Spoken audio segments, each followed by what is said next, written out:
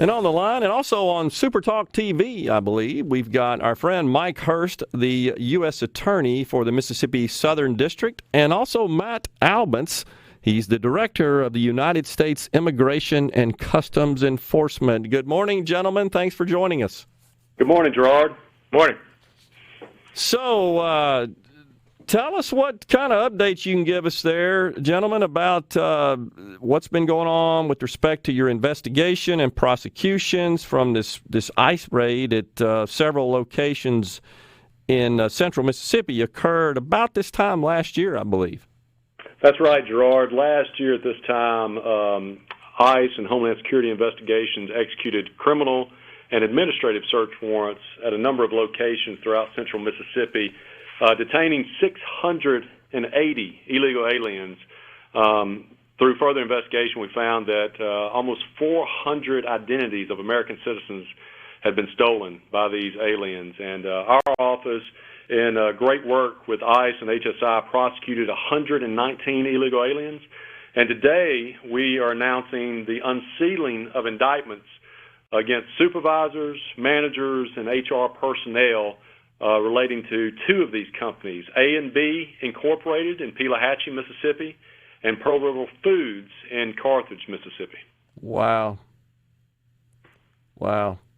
Unbelievable. So, what are the next steps then? I mean, what do you think the ultimate outcome of this? Are the courts going to hold this up, and how do you think the case will go? Well, I can tell you this, Gerard, the U.S. Attorney's Office here in the Southern District of Mississippi, again, because of the great support we get from HSI and ICE, we have a long history in this district of prosecuting employers and owners and managers for immigration crimes. Just this week, we pled guilty an owner of a business and his business up in Madison for harboring illegal aliens. A few months ago, we pled another owner of a construction company and who was sentenced for harboring illegal aliens. We have a number of companies around this state who take advantage of our immigration laws, and as Matt mentioned this morning in his remarks, take advantage of these human beings who have come here illegally, but take advantage of them and take advantage of other companies who are law-abiding to get a competitive advantage. Yeah. And it's just really not fair to those companies that are following the law. It's not fair to immigrants who come to our country legally and become naturalized citizens, and it's not fair to our American citizens who are here and whose identities are being stolen, who are being harmed by jobs taken by illegal aliens, by the depressing of wages of American citizens. There's just so many bad, ill effects, national security implications with our border that we have to enforce our immigration laws, and that's why I'm so excited. Matt is here in Mississippi today. He's the director of ICE nationwide. He's done an incredible job, and his team here on the ground in Mississippi have done a great job in putting together these investigations so that we can prosecute these individuals in record time in just 1 year after we executed criminal search warrants. Yeah, so, it's such a stark contrast, though, Mike, it seems, and Matt, that we've got half of the country, certainly on the left side of the aisle, that wants to just completely abolish ICE and have no borders. It certainly seems, they've talked about it, even those running for the highest office in the land. And then we've got those that want to enforce the laws on the books. And you point something out that's critical and very meaningful, I think, Mike, which is this is also harmful to those individuals that are coming across the border illegally and then being exploited by employers. Yeah, this is Matt.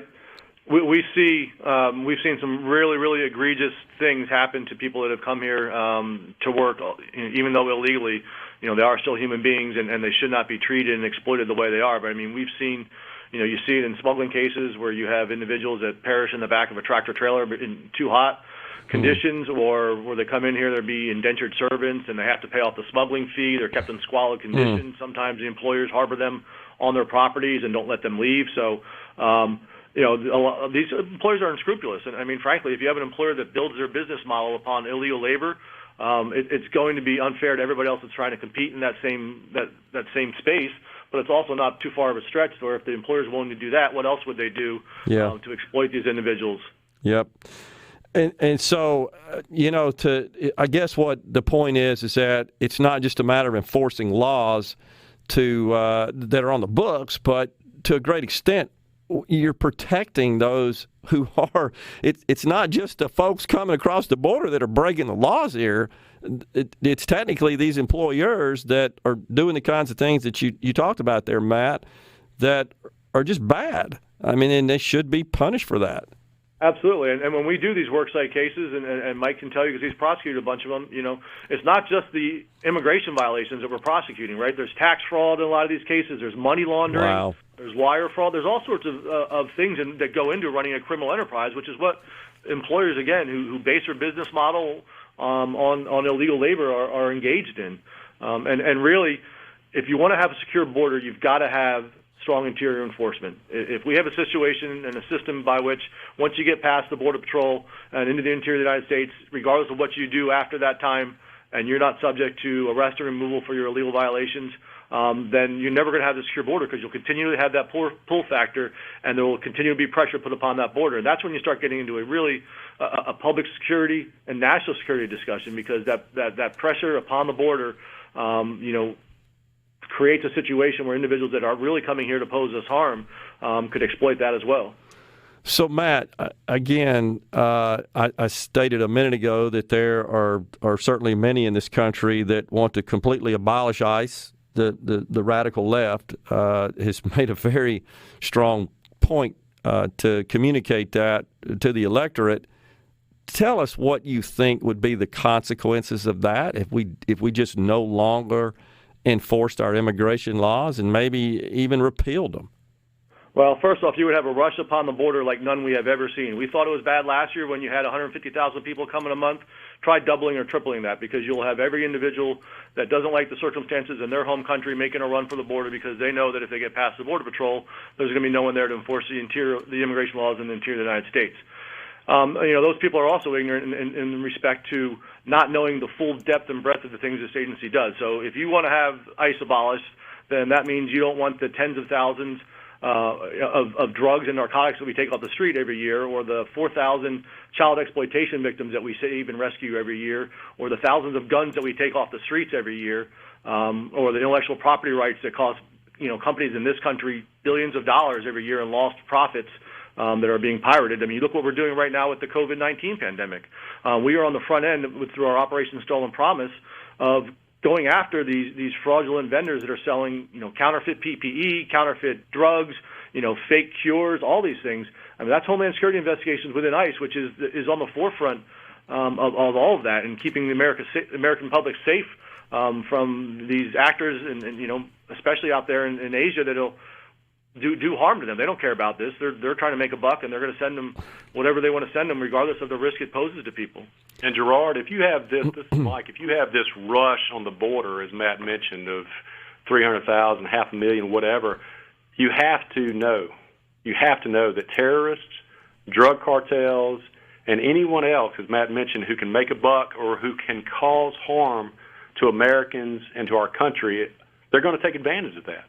And so you're going to have not only just people who want to come to our country for a better life, you're going to have really evil people who want to do harm to American citizens. And if we don't have a border, we don't have a country. If we don't have laws, we don't have order. And if we don't enforce our laws, there is no justice. I got to tell you guys, it just seems common sense to me and logical. Probably that's a better way to term it, describe it, is just logical. I think, in deference to my many libertarian friends who I think many of whom support the idea of just a borderless nation, and I understand why. They're very much a believer that that's integral to a free society. But here's the deal. Everybody that's a bad guy abroad, we're the target. This country is the target, not other countries, this country. That's exactly right. Can you guys hang with us through the break, Mike? Absolutely. We'll be back with Mike Hurst and Matt Albence after this break on the JT Show. We've got on the line with us Mike Hurst, U.S. Attorney for the Southern District of Mississippi, and also Matt Albence. He's the Director of the United States Immigration and Customs Enforcement Service. And so, gentlemen, we were just talking about the potential deleterious consequences of total open borders.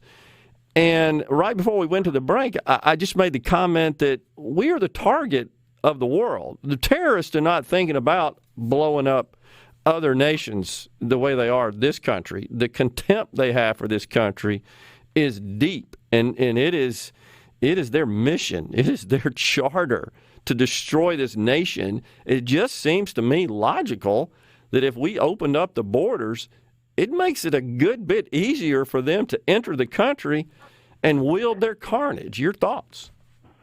No, absolutely. Look, strong borders keep this country safe, and effective enforcement of our immigration laws and our criminal laws relating to those types of offenses keep this country safe. I mean, you look at the 9/11 Commission report. There was a lot of things that came out of there, but one of the big takeaways was information sharing between law enforcement agencies and the enforcement of our immigration laws.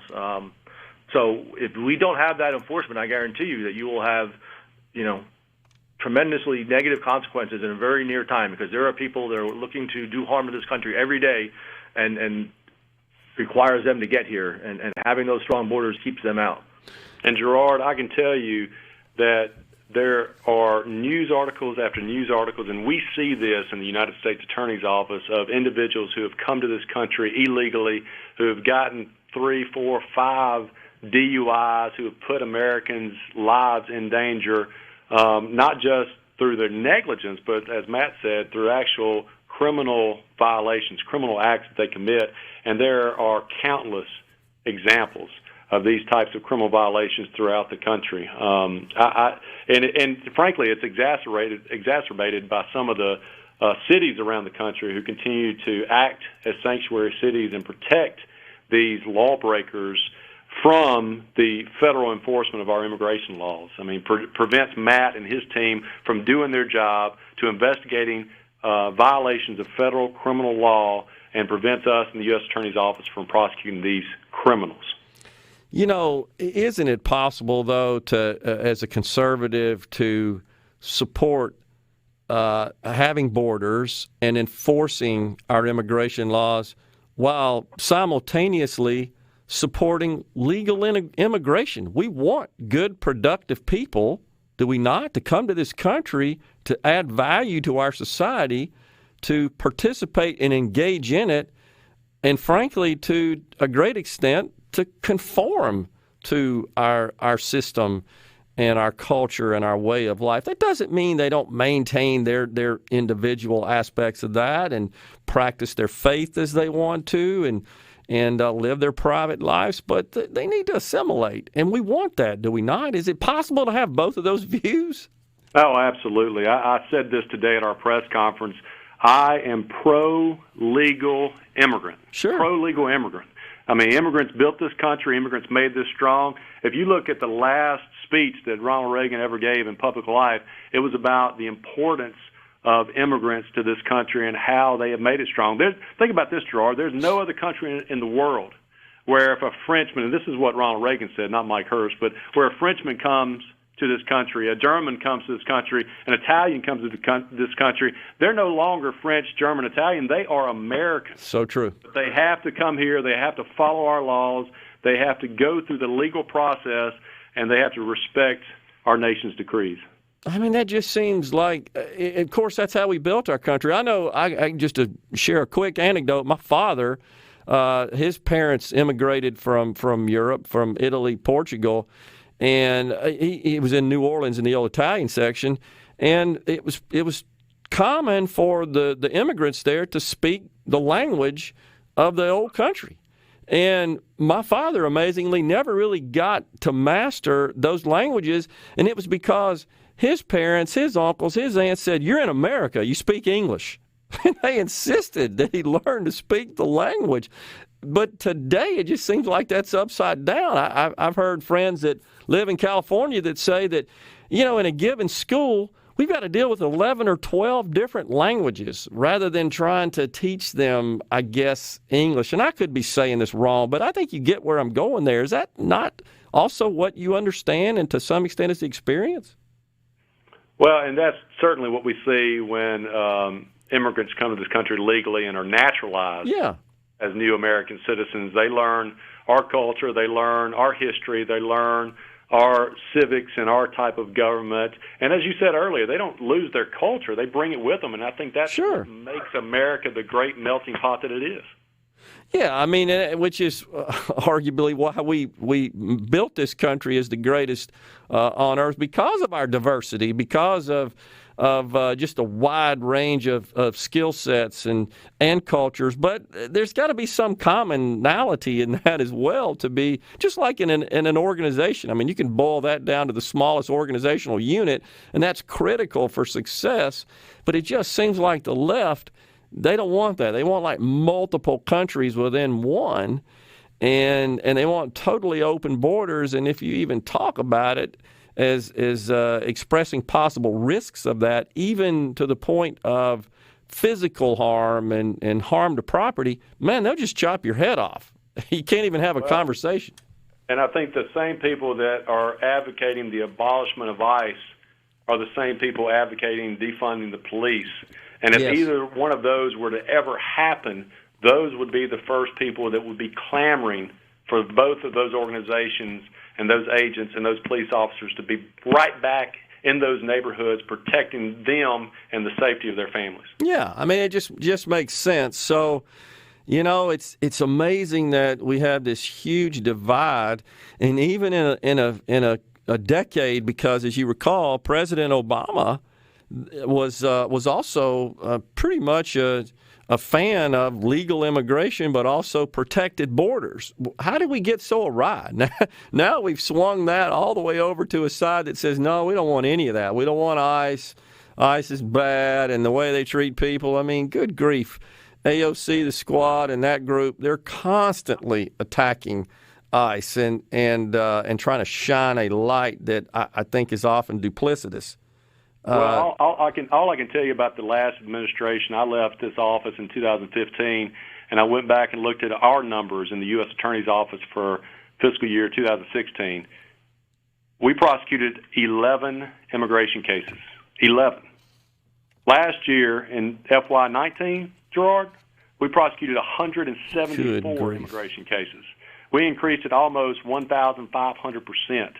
So with Matt's help, with his agency doing incredible work, we're going to continue to prosecute the hell out of immigration cases in this district.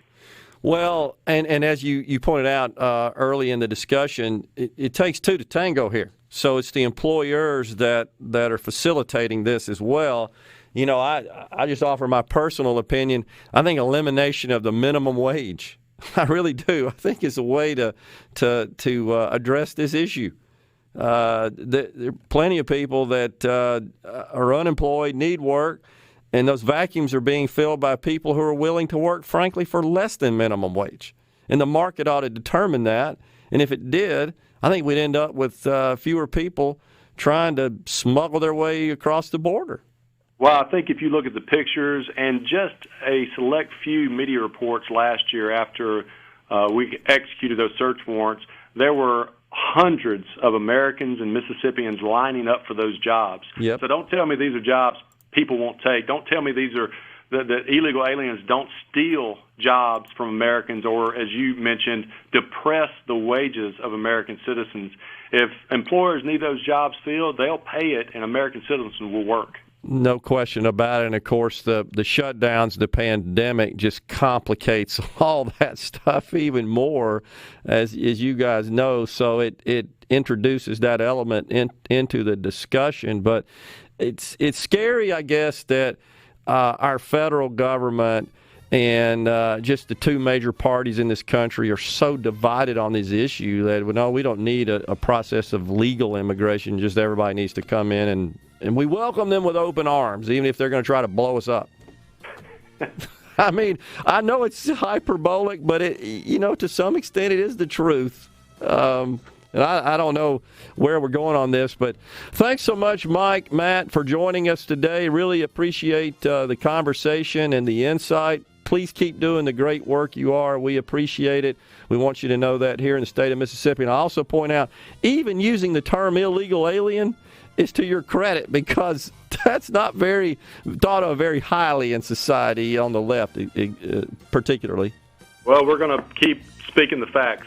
So thanks for your work, Gerard. Thanks so much, guys. We'll be back here on the JT Show, Super Talk.